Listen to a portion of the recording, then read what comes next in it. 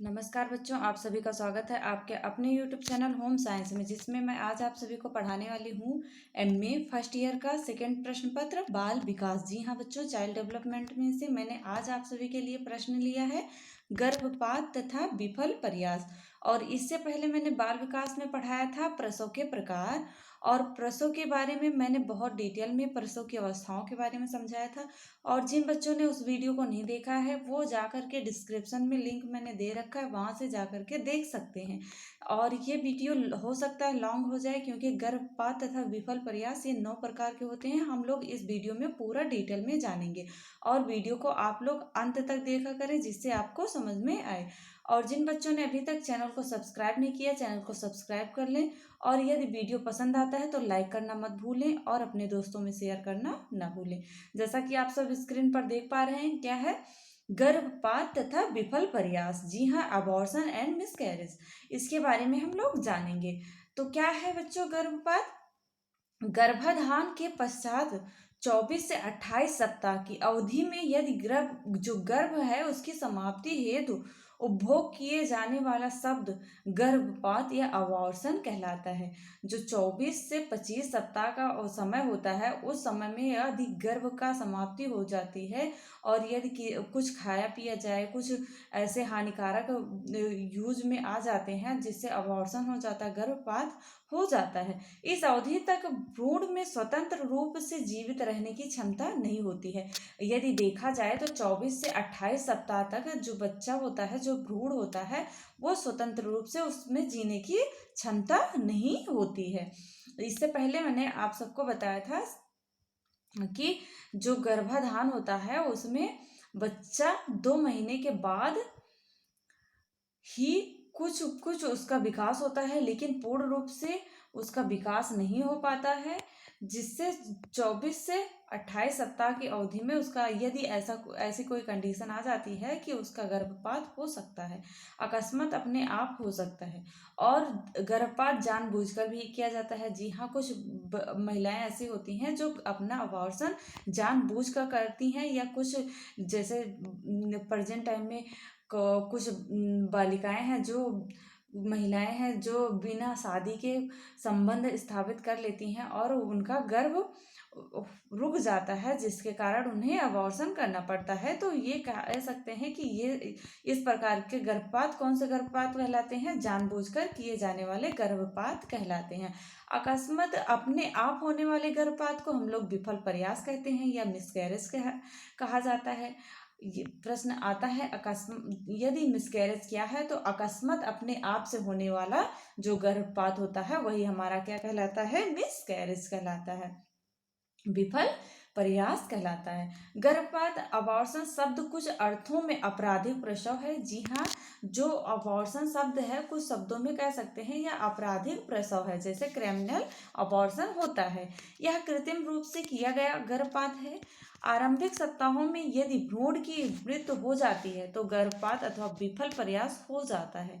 गर्भपात अथवा विफल प्रयास के कई कारण हो जाते हैं, जैसे अग्र लिखित हैं। जैसे फर्स्ट है हमारा गर्भाशय का स्थान च्युत होना। जी हाँ, गर्भाशय का स्थान च्युत हो जाता है तो क्या होता है?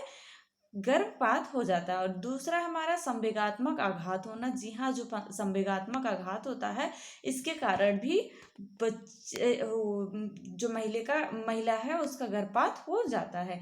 और संवेगात्मक अर्थात आपसे आपके मानसिक तनाव में या और कई भी कारण हो सकते हैं। संवेग संवेग मैंने पढ़ाया है, आप वहाँ से जा सकते हैं, जाके देख सकते हैं। क्रोध, भय, घृणा, ये सभी संवेग के ही पार्ट होते हैं। और तीसरा हमारा बच्चों कोई रोग जैसे तीव्र ज्वर आदि। यदि आपको तीव्र ज्वर है और ब्लड प्रेशर हाई, या आपको कई प्रकार की बीमारियां हैं, तो इनसे भी क्या होता है? अबॉर्शन होने की संभावना होती है। और 4 नंबर है हमारा रक्त की कमी। जी हाँ बच्चों, बहुत ही इंपॉर्टेंट होता है रक्त की कमी। यदि महिला के अंदर रक्त की कमी पाई जाती है तो उसका भी अबॉर्शन हो जाता है। 5 है हमारा गर्भाशय में ट्यूमर होना। और 6 है हमारा हृदय रोग। और 7 है हमारा श्वास संबंधी रोग। वीडियो बहुत लंबा हो जाएगा, इसलिए मैं कुछ तेज़ी के साथ वीडियो को आगे बढ़ाऊंगी और आप सब वीडियो को दोबारा देख सकते हैं जिससे आपको अच्छे से समझ में आए। और अभी तक जिन बच्चों ने वीडियो को शेयर नहीं किया, वीडियो को शेयर कर दें, लाइक करना मत भूलें। और जिन्होंने सब्सक्राइब नहीं किया चैनल को, सब्सक्राइब कर लें जिससे और भी वीडियो उनको मिल सके। और 7 नंबर था हमारा श्वास संबंधी रोग, 8 नंबर है गुप्त रोग, उसके बाद 9 नंबर है उच्च रक्तचाप, जैसे मैंने पहले ही बता दिया, हाई ब्लड प्रेशर। उसके बाद 10 है हमारा आरएच कारक। जी हाँ, आरएच कारक हीमोग्लोबिन के कारण भी होता है। रेड और विकृत शुक्राणु तथा विकृत गुणसूत्र के कारण भी होता है। और उसके बाद हमारा भ्रूण का विकृत होना, ये भी कारण होता है। और गर्भपात होने का और गर्भाशय पर भारी चोट लगना। जी हाँ, महिला के यदि गर्भाशय पर भारी चोट लग जाती है तो भी गर्भपात हो जाता है। उसके बाद 14 नंबर है हमारा रक्त परिवहन में बाधा उत्पन्न होना। जी हाँ, जो रक्त है उसके परिवहन में बाधा उत्पन्न होती है तो इसके कारण भी गर्भपात हो जाता है। और नाड़ियों के तीव्र उद्दीपन से भी गर्भपात होता है। और 16 नंबर है हमारा तीव्र दवाएं जैसे क्विनैन, सीसा की विषाक्तता, ये सभी हैं कारण किसके गर्भपात होने की संभावना हो सकती है। और उसके बाद विटामिन ई की कमी यदि आप में पाई जाती है, फोलिक एसिड की कमी, तो भी गर्भपात हो जाता है। अब हम लोग देखेंगे गर्भपात के प्रकार एवं लक्षण। जी हाँ, गर्भपात के प्रकार कौन कौन से हैं और उनके लक्षण क्या हैं, देखते हैं, आगे देखते हैं बच्चों। और अभी तक जिन बच्चों ने चैनल को सब्सक्राइब नहीं किया, सब्सक्राइब कर दें, शेयर करना ना भूलें। आगे देखते हैं क्या बच्चों, गर्भपात के प्रकार एवं लक्षण। जी हाँ, गर्भपात आप सबको मैं पहले बता दूं, गर्भपात 9 प्रकार के होते हैं और इन 9 गर्भपात को आप लोग याद रखना। हो सकता है इन्हीं में से कोई प्रश्न आ जाए गर्भपात, इसलिए वीडियो को अंत तक अवश्य देखना। पहला हमारा संभाव्य गर्भपात। जी हाँ, थ्रेटेंड अबॉर्शन। थ्रेटेंड अबॉर्शन क्या है, यदि गर्भावस्था के प्रथम 24 से 28 सप्ताह की अवधि में योनि मार्ग से रक्तस्राव होने लगता है। याद रखना, ये यदि 24 से 28 सप्ताह के बीच में संभाव्य गर्भपात में क्या होता है, योनि मार्ग से रक्तस्राव होने लगता है तथा गर्भपात होना संभव है। फिर भी सावधानी बरतने पर गर्भपात रोका जा सकता है। हाँ, कुछ सावधानियां बरतनी होंगी, जिसे कुछ दवाइयां लेनी होंगी, जिससे क्या गर्भपात संभव हो सकता है योनि मार्ग से रक्तस्राव होने के बाद भी। यदि रक्तस्राव के साथ पीड़ा भी होती है तो स्थिति में गंभीर समझना चाहिए। यदि इस समय ग्रीवा जो आर्विक्स होता है का विस्फारण नहीं हुआ है तो स्थिति में सुधार लाया जा सकता है। लेकिन यदि बच्चेदानी का मुंह खुल जाता है तो उसका सुधार नहीं किया जा सकता है और फिर संभावित उसका गर्भपात हो ही जाता है, नियंत्रण करना संभव नहीं होता है। और गर्भवती को पूरी तरह से आराम देना चाहिए। परीक्षण के द्वारा भ्रूण का आकार, हृदय की धड़कन आदि का विषय भी में निश्चय किया जा सकता है। आगे देखते हैं क्या बच्चों, सेकंड है हमारा बच्चों अनिवार्य गर्भपात। जी हाँ, गर्भकालीन की जटिलताएं हम लोग देख रहे हैं, हमारा टॉपिक चल रहा है गर्भकालीन की जटिलताएं और बाल विकास में। इससे पहले मैंने आप सभी को बताया था गर्भकाल के लक्षण, जैसे प्रसव के प्रकार, ये सभी मैंने आगे पहले पढ़ा चुका है। आगे देखते हैं, सेकंड है हमारा अनिवार्य गर्भपात। और आप सबसे तो मैं कुछ कहती नहीं हूँ कि आप सब मेरे वीडियो देखें ही और कि आप सब हमें फीस दें। सिर्फ आप सबसे यही रिक्वेस्ट होती है कि आप सब और भी बच्चों में शेयर करें वीडियो को, जिससे उनको भी इसका लाभ मिल सके। और आप सब ये भी नहीं करना चाहते हैं, ऐसा क्यों करते हैं। सेकंड देखते हैं क्या है अनिवार्य गर्भपात। जी हाँ, इनवेटिबल अबॉर्शन क्या है, इनवेटिबल अबॉर्शन में अनिवार्य गर्भपात में योनि मार्ग से रक्तस्राव के साथ ही नियमित पीड़ादायक गर्भाशय संकुचन होता है।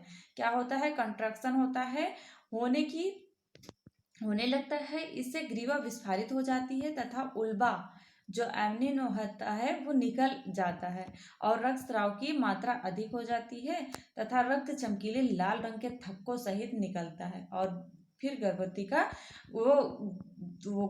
गर्भपात हो जाता है, अबॉर्शन हो जाता है। ऐसी स्थिति में गर्भवती को विश्राम करना चाहिए।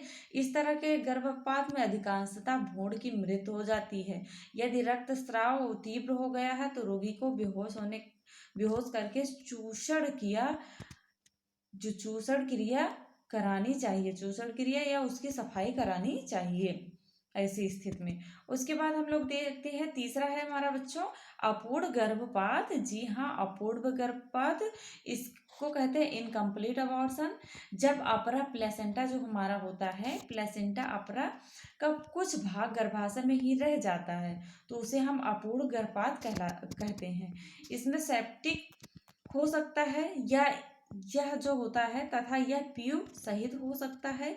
इसमें रक्तस्राव तीव्र हो सकता है तथा विषाक्तता होने की भय भी रहती है। इसमें स्त्री को सदमा भी हो सकता है, कभी कभी रक्तदान की भी आवश्यकता पड़ सकती है। जो अपूर्ण गर्भपात है इसमें बहुत कंडीशन खराब होती है, क्योंकि यदि प्लेसेंटा का भाग कुछ भाग ही आपके बच्चेदानी में रह जाता है तो बहुत ही खतरनाक होता है, और ऐसे में स्त्रियों को बहुत ही इसका साइड इफेक्ट पड़ता है, और ब्लड भी बहुत ब्लीडिंग भी हो जाती है। इसके कारण रक्तदान की आवश्यकता भी पड़ती है महिलाओं को।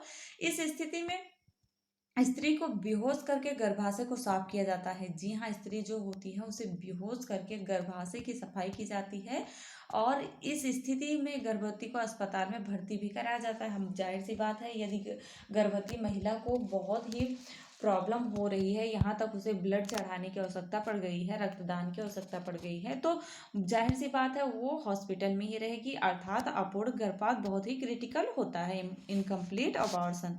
आगे देखते हैं क्या है हमारा बच्चों, 4 नंबर है हमारा सेप्टिक गर्भपात। जी हाँ, सेप्टिक गर्भपात क्या है?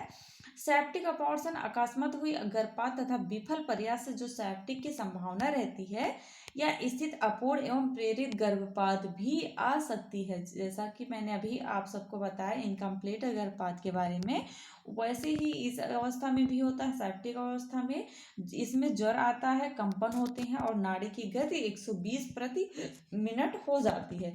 योनि मार्ग में बदबूदार स्राव होता है और जिसका रंग गुलाबी होता है। यह संक्रमण थक्केदार भी होता है, और गर्भवती को इसके दौरान एंटीबायोटिक दवाएं देकर संक्रमण दूर किया जाता है।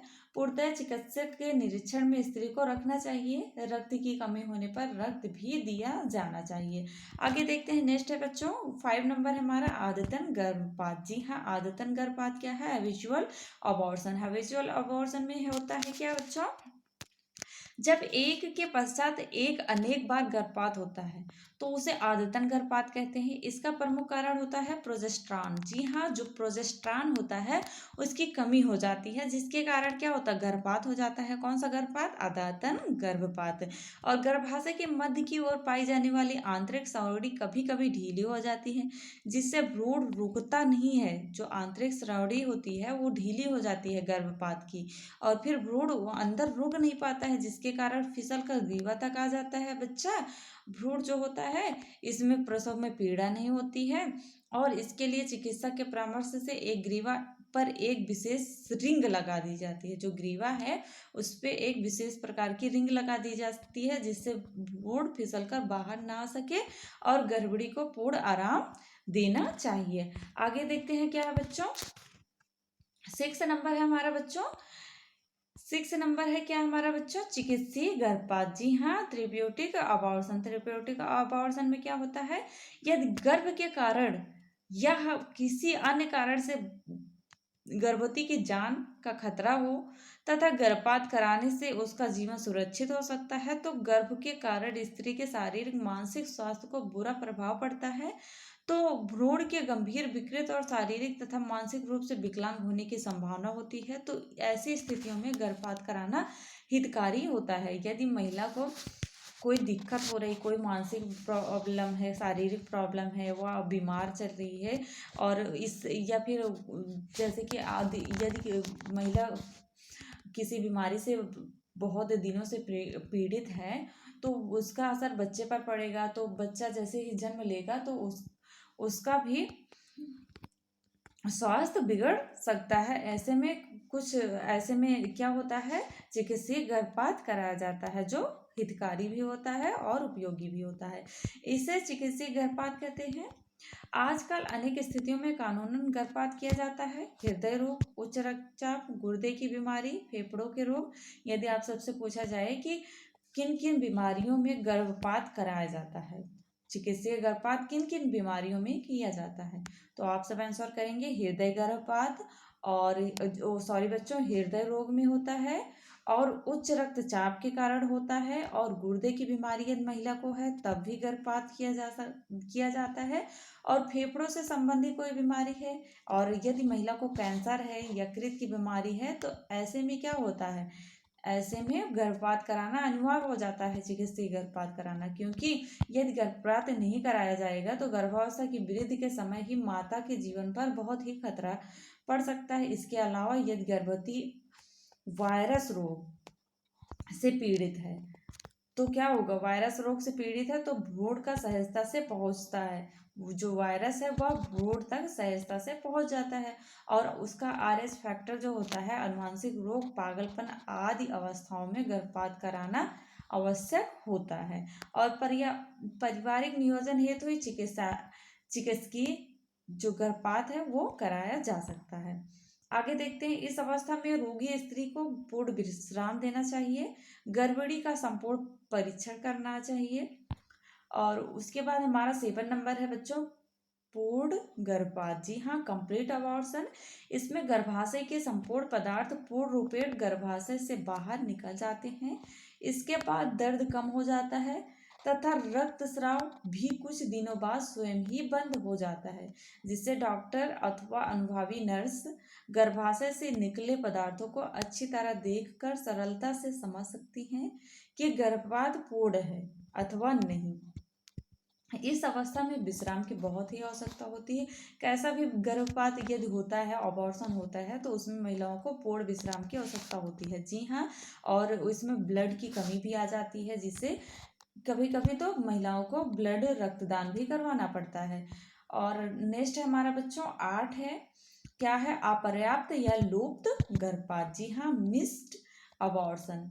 क्या है बच्चों, मिस्ड अबॉर्शन। इसमें देखते हैं क्या है बच्चों, इस प्रकार के गर्भपात में भ्रूण की मृत्यु होने के पश्चात भी कभी कभी अनेक सप्ताह अथवा अनेक महीने गर्भाशय में ही पड़ा रहता है।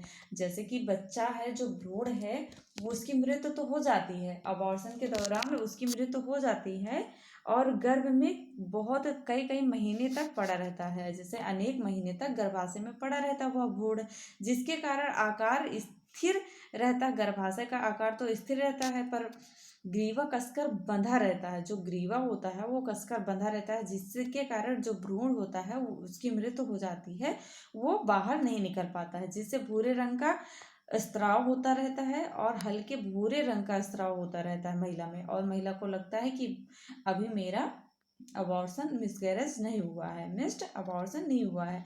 इस अवस्था में अस्पताल में भर्ती कराना अत्यंत आवश्यक हो जाता है। जब महिला को पता चलता है या कोई जांच होती है तो पता चलता है कि उसका भ्रूण जो है वो गर्भ में ही मृत्यु को प्राप्त कर चुका है, तो ऐसी अवस्था में क्या होता है, गर्भवती महिला को अबॉर्शन के दौरान उसे हॉस्पिटल में भर्ती कराना चाहिए, जिससे चिकित्सक में गर्भाशय की सफाई की जा सके, और उसके दौरान गर्भाशय की सफाई की जा सके।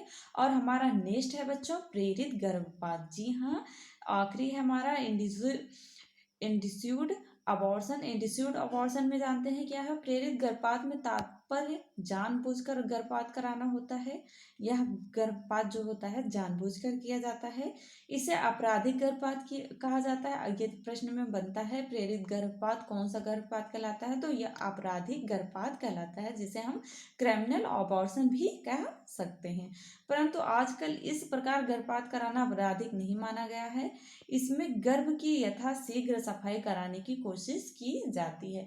आशा करती हूँ आप सबको वीडियो अच्छा लगा होगा। अभी तक जिन बच्चों ने चैनल को सब्सक्राइब नहीं किया है, सब्सक्राइब कर लें, और अंत तक देखने के लिए थैंक्स। जय माता रानी। मिलते हैं नेक्स्ट वीडियो में।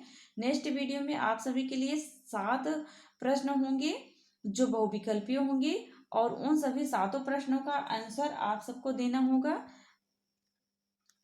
तब तक के लिए जय माता रानी।